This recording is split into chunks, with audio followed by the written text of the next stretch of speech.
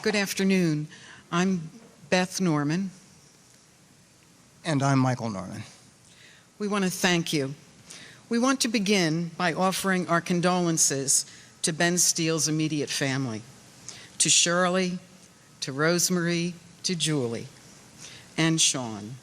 For 10 years, the Steeles opened their doors, their hearts, and their most intimate thoughts to us, just as Ben did. And the debt we owe you is incalculable. Without Ben and his family, Tears in the Darkness would have been a conventional narrative of many voices. But with Ben Steele's life at its center, the book became more than just words we were able to summon on the page. Ben and his family made the book a testament to love and a rebuke to hate. Thank you, my friends, for lending us your lives. No writer has ever received a better gift, a greater gift. We're here today to tell you stories about Ben at war and its aftermath. So let's begin with the truth about war that is rarely mentioned. War does not change the essential character of a man, his fundamental personality. It either gives it a grotesque twist or simply magnifies it. If a man was mean, cruel, and petty going into battle, he'll likely come home more miserable and insufferable than ever. And if a man of good humor and goodwill survives, a man who still looks at the world with wonder, chances are he'll come home enlightened. And so it was with Ben. For most of the years after he retired, Ben Steele liked to keep to the routine of the ranch hand he'd once been. He would get up at 6 a.m. or earlier, trying best not to wake his sleeping wife, Shirley. On his way to the kitchen, he'd always stop by a set of double glass doors that looked out on a wall of golden rim rocks right behind their home. And every morning standing there, every single morning, he'd think the same thought. I'm free, he said to himself. I'm free. Now to him, freedom was more than a concept or a civics lesson. No, when Ben Steele stood at that back door, staring at the rim rocks, he was thinking of his beloved home ground. He was thinking about Montana, the Montana of a boyhood spent roaming the hills and vales in the Bull Mountains and living on a ranch in a little piece of heaven called Hawk Creek.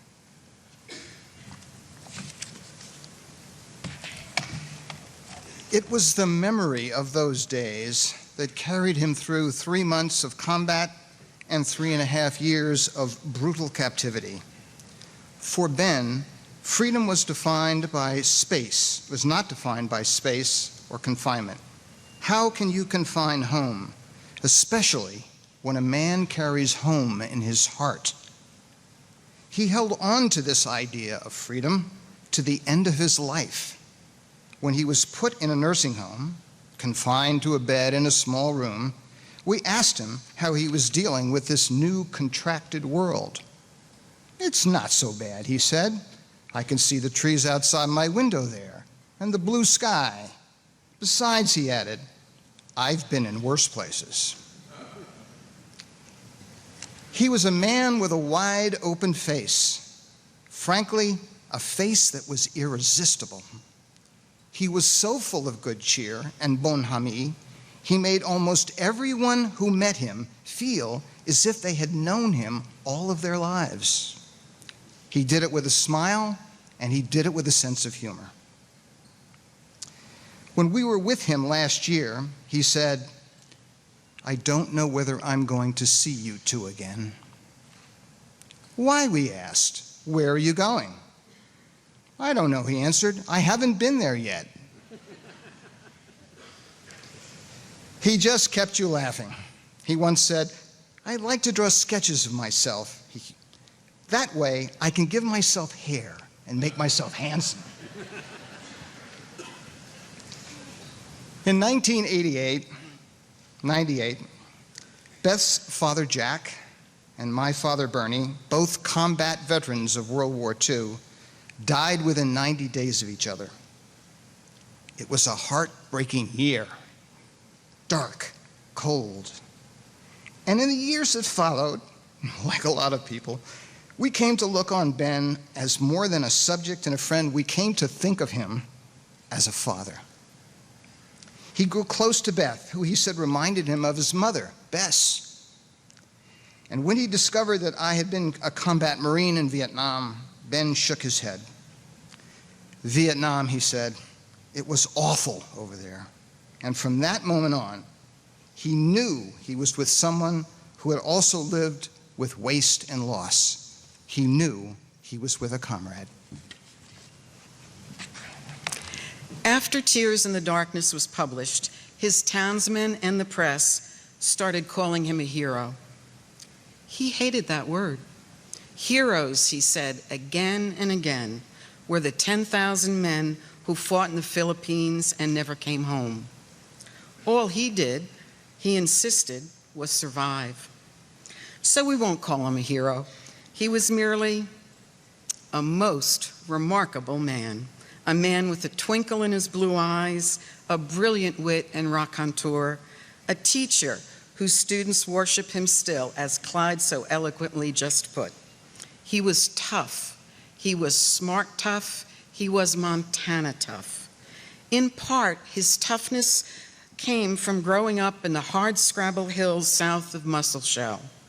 And in part, it came from his father, the old man, as he called him.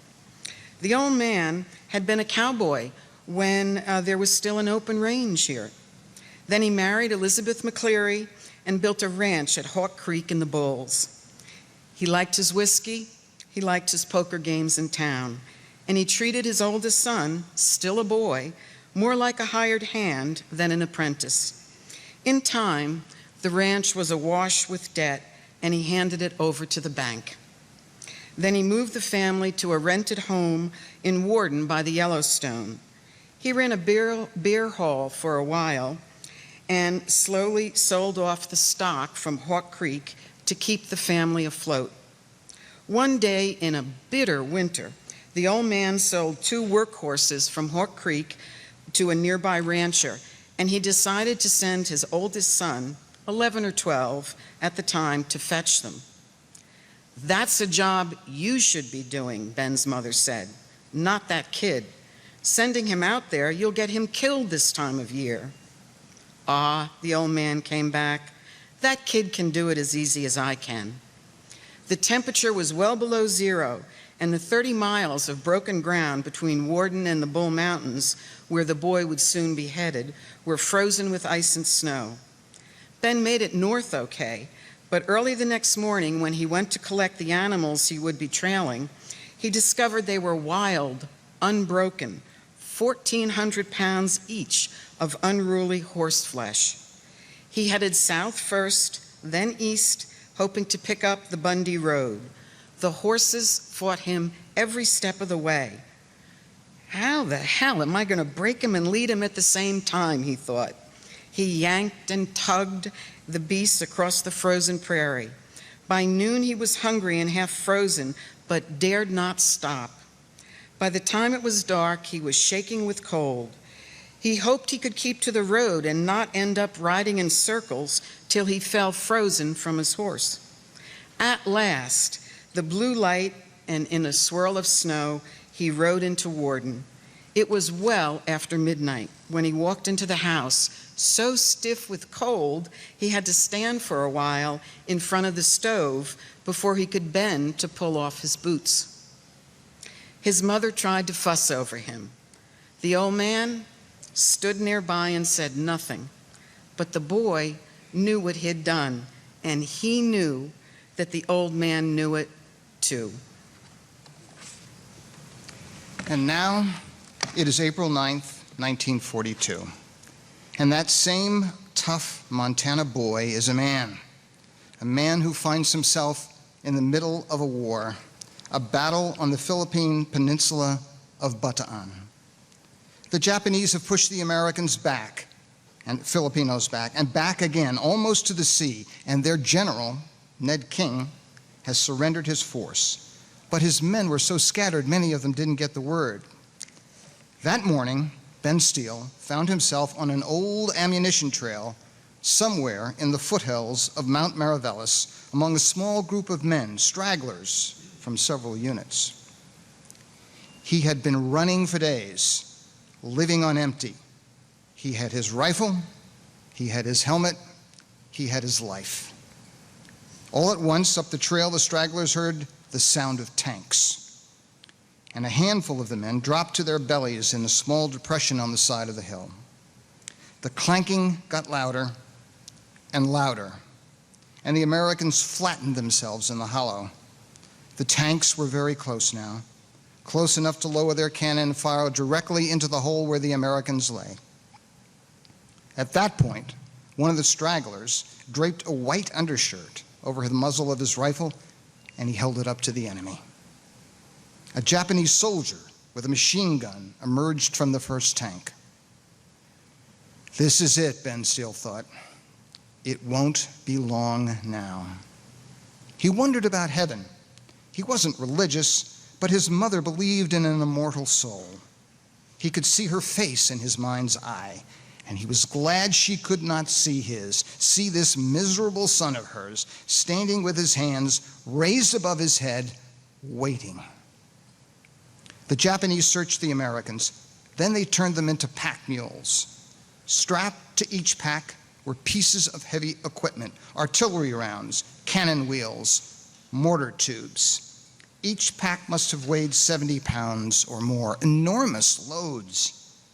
"Hayaku! Hayaku!" the Japanese shouted, prodding the Americans with bayonets and rifle butts. To men whose muscles had long since been wasted by malnutrition, the load was crushing. "Oh, God," Ben Steele said under his breath, "this is torture." The next day, Ben found himself on the main north-south road on Bataan, along with thousands of other men who were being force-marched 66 miles under a blistering sun. The marchers were weak and sick. Parched by heat and dust, they begged their captors for water and were clubbed or shot for asking. If a man stopped to rest or fainted or simply fell by the wayside, he was bayoneted, shot, buried alive, or beheaded. Now, Ben Steele had a cowboy's constitution and a camp tender's legs. All those Montana mornings, running miles after some horse he thought he had hobbled the night before. And now, as he pushed himself forward, he reminded himself of all those years of hard work on rough road and found it easier to keep on his feet. So many men were dropping to the road, Ben Steele thought, it was better to stay aloof, not to get close to anyone. But about 50 miles into the march, he lost his resolve and befriended a marchmate. Talking made the walking easier, the heat a little less intense. That night, sitting together in a compound, they chatted some more, and Ben Steele felt better for the company. Next afternoon on the road, he noticed his new friend beginning to wobble, and a mile or two later, the man's legs gave out and down he went, grabbing for Ben Steele's leg as he hit the ground. "Come on, Ben, help me." Ben and another man hauled the dropout to his feet and started to drag him along between them down the road. They hadn't gone far when a guard rushed up and screamed at them to let the invalid go. His helper obeyed. But for reasons beyond all understanding, Ben Steele hung on to the man. And the next thing Ben knew, his buttocks were on fire. The guard's blade had penetrated to his pelvis. Blood was beginning to course down Ben Steele's leg, and flies were starting to swarm the wound. He looked at the man he was holding, hoped he'd understand, then let him sink slowly to the road at the guard's feet. "No," the man said, "no, please, help me, please." In the 3 years that followed, Ben Steele was imprisoned in one pest hole after another, then worked to the point of death digging a road through the jungle, then shipped north in the hold of a freighter to work as a slave laborer in a Japanese coal mine. He was liberated in August 1945 and sent home to convalesce at a military hospital in Spokane, Washington. He wrote his mother from Spokane, and she wrote back that she was getting on a bus immediately to come see him.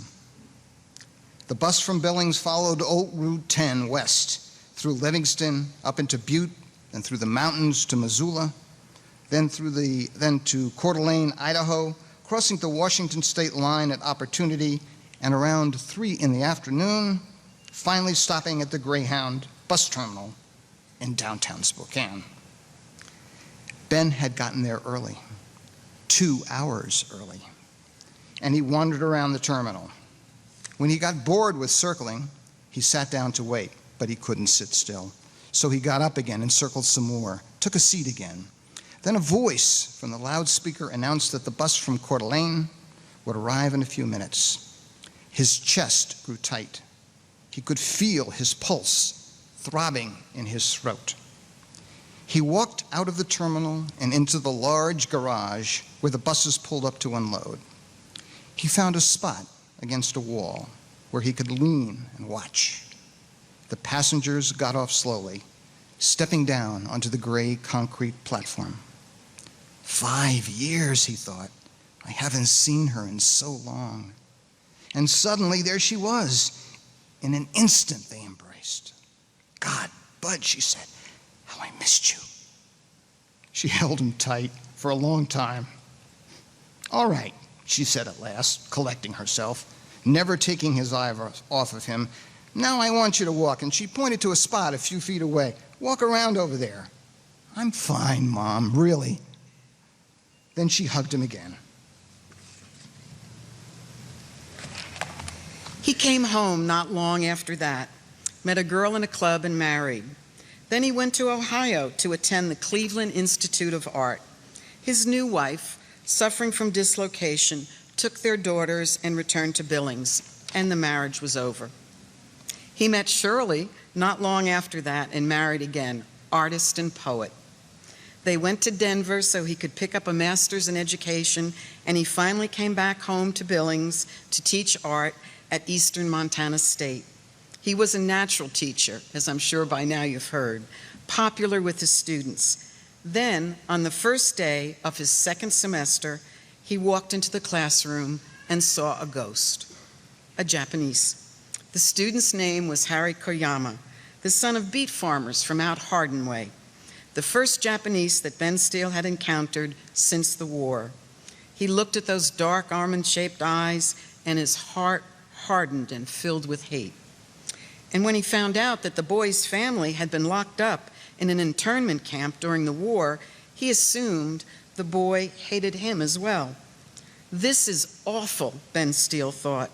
What am I going to do? After class, he went back to his office to think.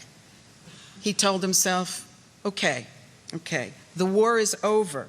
He wasn't a prisoner anymore, and this wasn't Japan. It was America, and this kid's an American too. And that being the case, he thought, I have to treat him like everybody else, no different. For a while it worked. He seemed okay with Harry, and Harry seemed okay with him.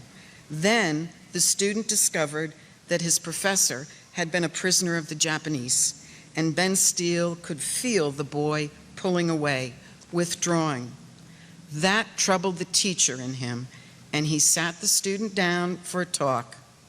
By the end of the semester, Harry Koyama was among the best students in class, and Ben Steele was beginning to wonder what happened to all the hate that he'd brought home. And I have to say, Harry Koyama's in the back row today. Let's look over to the Steeles when we're done. Okay. Finally, in a way, Beth and I became his students as well. You don't spend 10 years poking around in a man's life without learning something from him. We already knew a lot about hate. The war against the Imperial Japanese was a race war. They hated us as much as we hated them, a hatred that went back to the turn of the 20th century. But Ben Steele taught us, through the example of his life, that there is no place for hate in a life well lived. For such a man, there is only goodwill and compassion, the kindness that flows through a man's arteries like oxygenated blood and lifts the spirit of everyone it touches. Most of all, we learned a lot about love. When we think about Ben Steele, that above all defines him. He gave love unconditionally, and he gave it with joy. He loved so many, and he loved so well. Thank you. Thank you.